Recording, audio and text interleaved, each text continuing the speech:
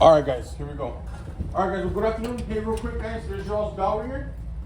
Make sure you guys bring it up on the costume. We'll give you a couple minutes to work on that, and then we'll get started. All right? So.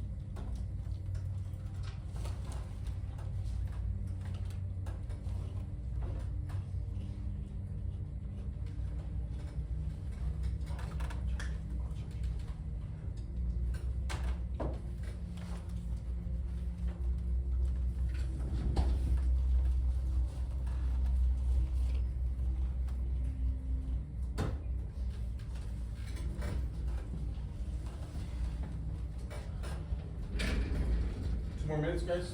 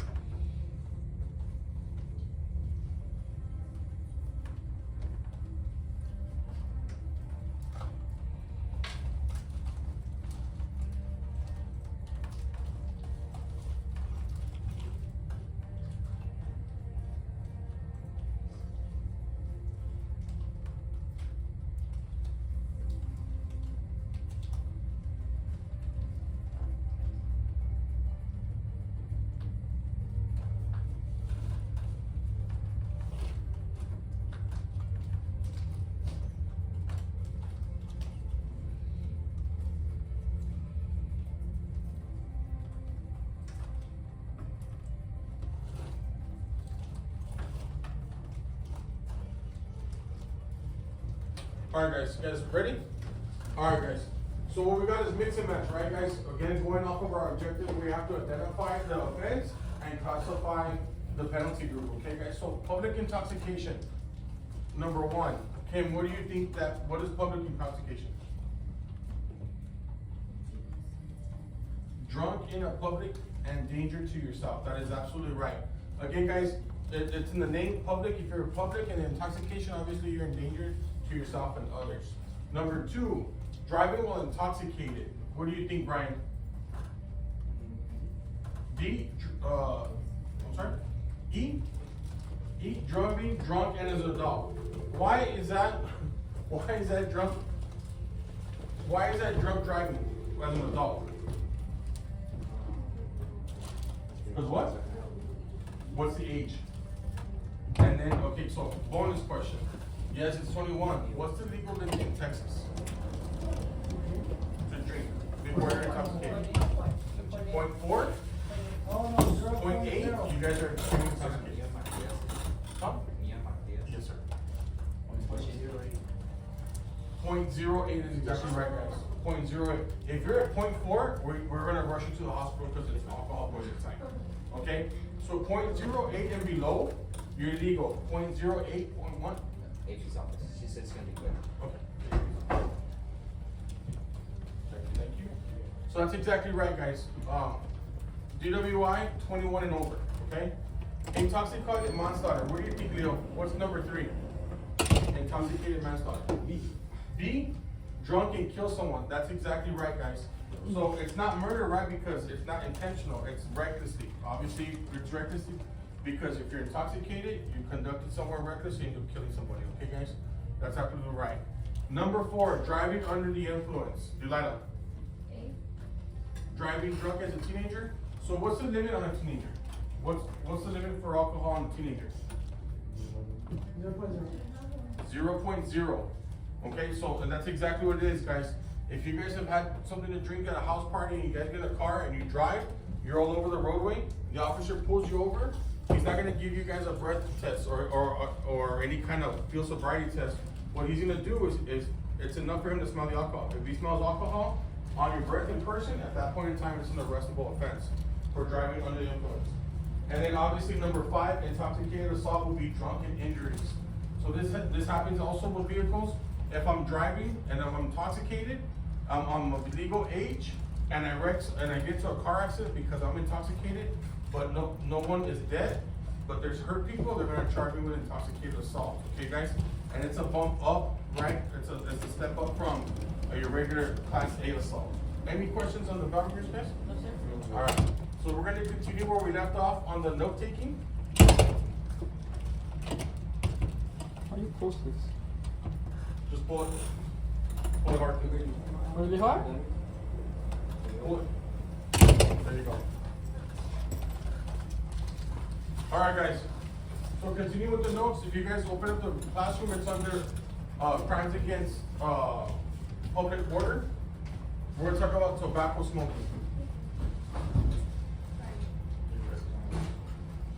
All right, since here, I'll read the first slide. Not read the entire slide. A person commits an offense if a person is in possession of the police pocket credit, smokes, smartphone, or breathes in excess. Are you another one too? Yes, sir. At the facility of a public school, elevator, enclosing a theater or movie house, library, museum, hospital, transit system bus, and how can I say them? Interstate. Interstate bus, plane, train, versus in a public place. And that's exactly right, guys. So possession of tobacco, guys, could it be a cigar? Yes, sir. Absolutely, right. A vape? Yeah, of course. So, guys, understand, can you possess that in school? Can teachers have a cigarette during conference? They could, but it's gotta be across the street. It can't be in the parking lot, it's gotta be off school premises. Okay, guys? Again, how old do you have to be to purchase cigarettes? 18. 18? 18? I'm hearing 18 or 21. What is it? 21. 21? 18. It is 21 years of age. It changed, the law changed in 2019 to 21 years of age, okay guys? So now the purchase of tobacco and alcohol is both at the age of 21. Any questions on possession of tobacco? No? All right, guys. Prohibited purchase or sale of a human organ. Ashley, can you read that for us? Just the black.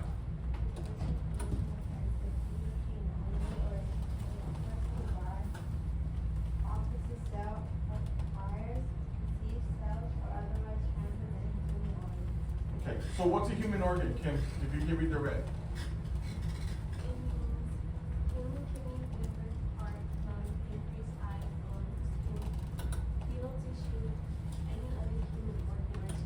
That's exactly right.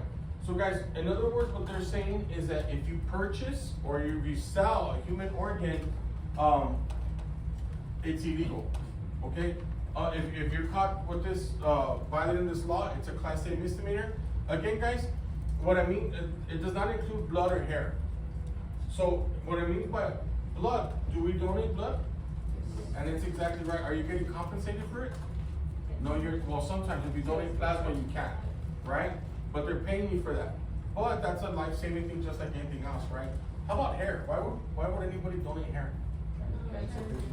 Cancer, right? There's this agency called Locks of Love.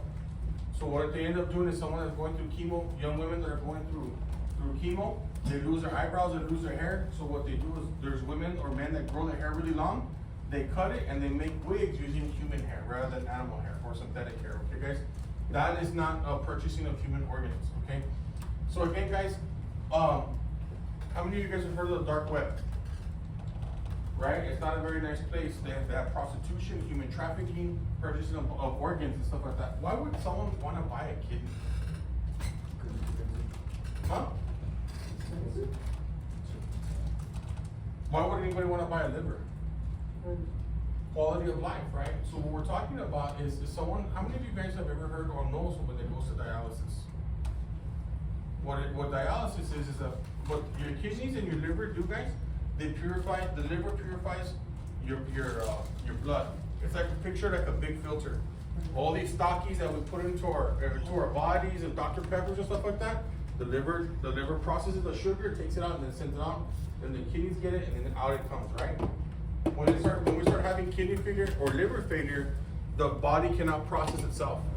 So what we'll start doing is when people start having issues with those kind of organs, they go to dialysis. They get up at 5 in the morning, they go to the dialysis center, they hook up to a huge machine, and at that point the body starts to filter. They filter and they put the blood back into the person, okay? They do that 3 to 4 times a week depending on how bad their case is. So people with their quality of life, they say, you know what, no man, I can't wait on the donor list. Can you legally donate an organ? Yes, you can, right? Yes, you can.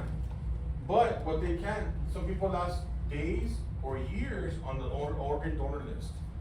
So sometimes they die before they even get a transplant. So again, that's why they go to the dark web and they purchase this, right? Because they want to live a normal life. Any questions on this, guys? No? Public intoxication. Whoa, whoa, whoa, whoa. Sir, can you go back to the last one and smoking tobacco? We'll work on it. This thing is acting weird. Alright, public intoxication. Alright? Public intoxication, a person commits an offense if the person appears in a public place while intoxicated to the degree of that any person may endanger the person or others. This is a Class C misdemeanor. Is that an arrestable or a finable offense? Class C. Well, finable. Usually Class C's are finable, guys. But if it's a Class C, it's the same thing along the lines as your failure if you run a red light, if you run a stop sign, if you fail to signal intent or change lanes, anything where they're gonna officer to give you a ticket. But I don't recommend that you guys sign for public intoxication, okay? I'll give you guys an example. My rookie year, one of my classmates, we probably had about 3 years on, came across this person who was intoxicated. What ended up happening, they went to a house party. The guy went to the kids, when the officer showed up, everybody ran, except for one person. The kid was drunk. So the kid starts stumbling across the street, the officer gets him, pulls his ticket book out and cites him for public intoxication and releases him. Okay, did he do his job? No. Yes? Okay, you guys say yes, let me finish the story. So, when the officer cites him, he leaves, everybody left, I'm back in service. He leaves. 20 minutes later, there's an accident that goes out that's have a fatality, one car, and then the 2-car crash, everybody's dead on scene. The officers show up, they find out it's the same kid, and it was him, he killed himself in the car, and he killed a couple, an older couple driving home. And as they were inventorying the vehicle, they find a citation that was issued 20 minutes before the accident came in, okay? And the reason I'm telling you, just because it's a finable offense, a Class C misdemeanor, right, they're gonna give you a doesn't necessarily mean it's the right thing. I can tell you, when it comes to public intoxication, I had a 100% arrest rate, okay? I arrested everybody for public intoxication. Why? Because now I know that that person's safe in a jail cell. Is that a bad thing? No. It is not, right? Now, if the officer, if my partner or my classmate would have done that, the little kid would have been alive, and so would the other couple. Okay? Any questions, guys? As far as when it talks about a person that may endanger the person or another, and they're intoxicated, who determines that? Does the officer have to give you guys a test for public intoxication? No, right? The officer deems that. The officer in his report has to say, hey, you know what? This is why I believe this person's a danger to himself.